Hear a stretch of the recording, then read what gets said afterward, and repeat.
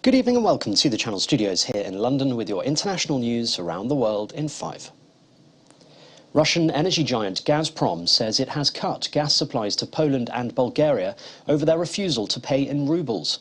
На газа от Газпром е грубо нарушение на техния договор. The Bulgarian Prime Minister here saying Russia is using energy to try and blackmail countries supporting Ukraine.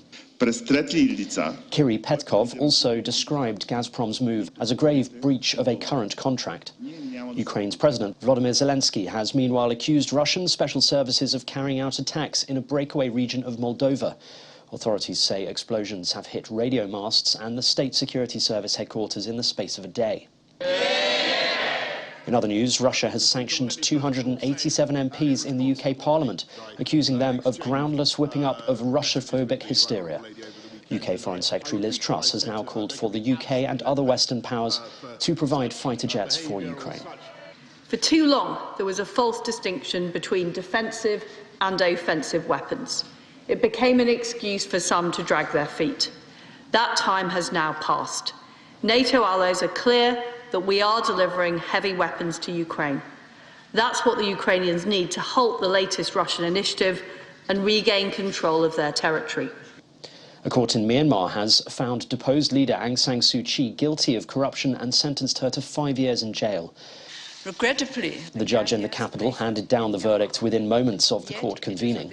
The case centres on allegations that Suu Kyi accepted 11.4 kilograms of gold and cash payments totalling $600,000 from former Yangon Chief Minister Pho Min Thien.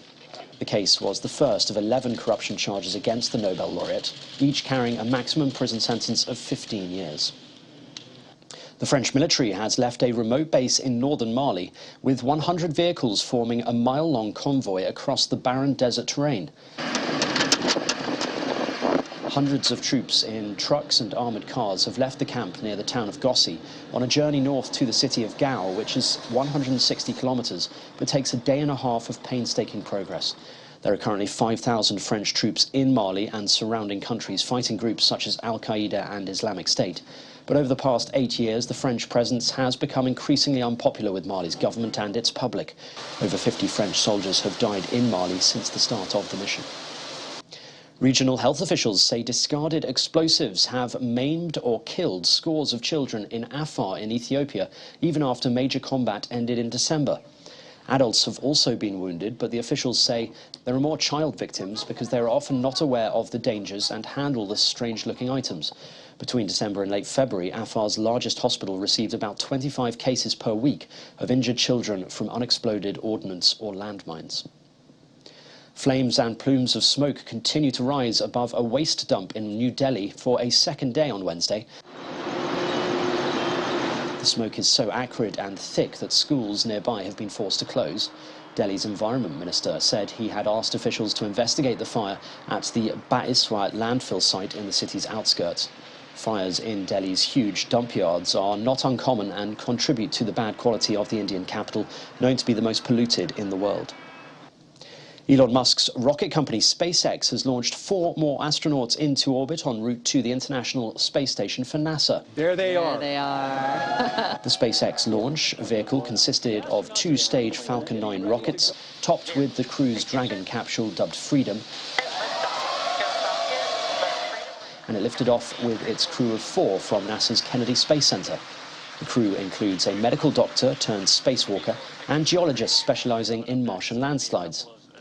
They will begin a 6-month science mission orbiting some 250 miles above the Earth.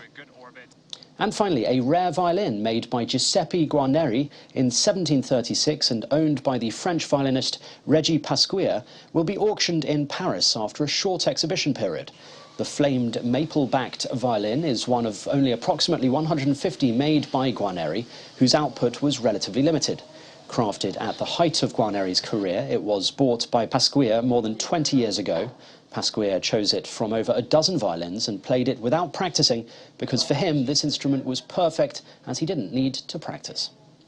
And that's your international news around the world in 5. Now back to the Channel Studios in Lagos.